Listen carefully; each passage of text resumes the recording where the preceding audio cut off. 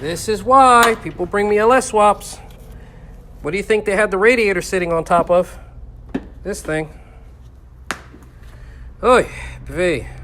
Another thing that a lot of people get wrong on these bubble Chevys, they're using plates with factory motor mounts.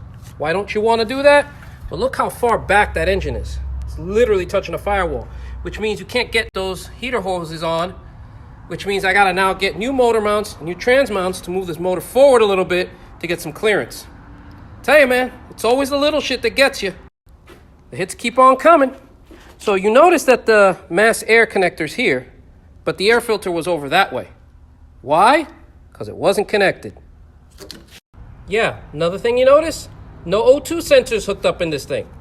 Yeah, I mean, God forbid you had, oxygen sensors to help this thing run, right? Yeah, sure. Running a little rich, wouldn't you say? Yeah, that and there was really no antifreeze in it. It's just water, all rusty. Hoses are just loose. Yeah, this thing's gonna be fun. Yeah, we're gonna fix this.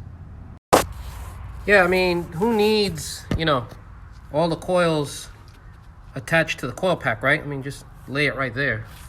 You can't get it in there anyway, so you might as well just let it sit, right? Yeah, we don't need all the header bolts, do we? I mean, let's just miss that one right over there. Just leave that out the car, right? Sheesh. This is gonna be a fun one. Yeah, folks, I cannot make this up. I got nothing. I really got nothing. So this clearly is labeled ground to cylinder head, but it's grounded here to the valley plate. I mean, you could have put it back there or bolted it here, but I mean, that doesn't make any sense. Okay. So yeah, the hits keep on coming. So we've got the vacuum assist line for the brake booster, and here goes one check valve going into another hose, which would be going into another check valve. So let's not use one check valve. That's really much all you need.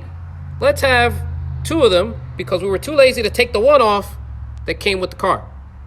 Okay, folks, why they cut the brake line to this thing is beyond me. Why this cross member is cut here is beyond me. Here's the one that drives me crazy, though.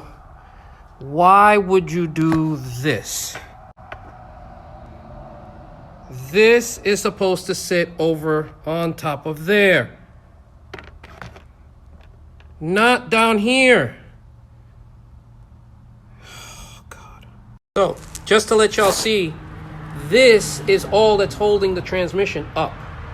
This cross member is sitting below the frame.